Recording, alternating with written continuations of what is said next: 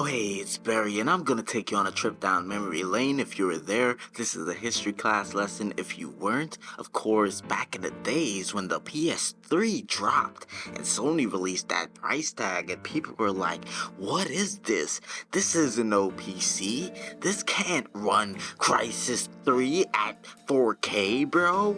And a lot of people was like, yo, Xbox is way better. All the Xbox fanboys came out of the woodworks. This is where it all really got started when online multiplayer was implemented on both systems. Of course, the PS2 had multiplayer, but it wasn't as widely accessible and used and stuff. And of course, on PS3 is where things really popped off. So the console wars were brewing at an all-time high, and people were looking at it like, is this the end of Xbox? Is this the end of PS3? Is it going to be over from now on? And both camps were on their side, actively fighting hard for Xbox, actively fighting hard for Team PlayStation to get the W, to win at all costs, defend them at whatever cost to us. That is what happened, basically.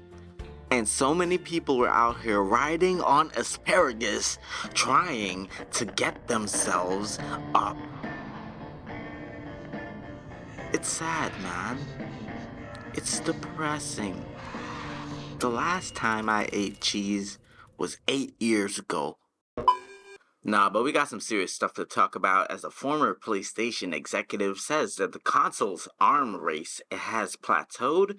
Of course, the former PlayStation executive Sean Layden has said he believes that the game's console's power arms race has plateaued and that a majority of consumers are not interested in marginally more powerful machines. Layden, who during his 30-year career at Sony served as CEO of SIE America and chairman of Worldwide Studios, was asked by VGC at Gamescom Asia if the pursuit of incremental more powerful consoles can continue to sustainably hold consoles in the future, considering its increasing developmental costs. And of course, he said, quote, "We've done these things this way for 30 years. Every generation, those costs went up and realigned with it.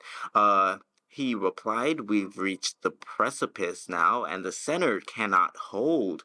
We cannot continue to do things that we have done before." And Layden also added that he believes that in order for the console market to remain healthy, they must also appeal to a broad audience of consumers who weren't previously players, and it is time, quote, "for a real hard reset on the business model, a hard reset on what is to be a video game." He said, "It's not 80 hours, it's not 90 hours, but if it's that, it's a whole different category."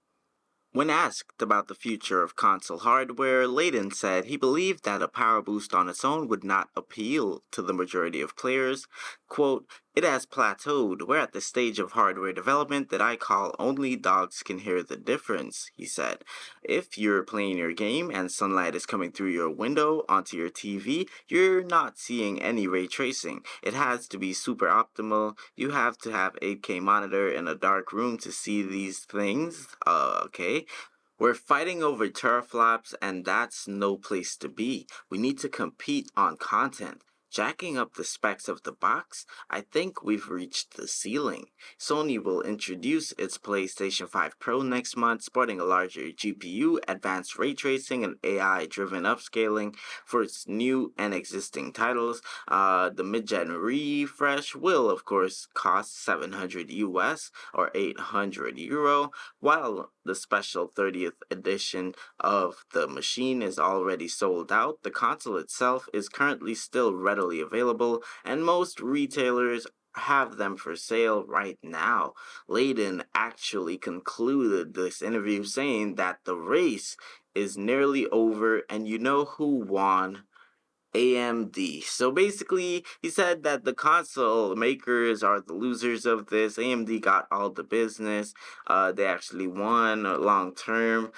I think he may be right on some things, but maybe not everything. Him saying that a hard reset on the business model is possibly what the gaming industry needs does seem to be something we can consider. But knowing companies and how they go through their business and deal with their shareholders and stuff, I don't see anything like that happening as this is currently working for them.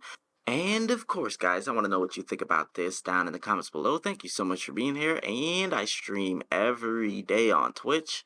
Well, I might be streaming every day this week and next week, so you can check my bio, check the Twitch link. Of course, we're gonna get it lit. Let me know down in the comments below what you thought about all this. Thank you for being here, and as always, have a great day.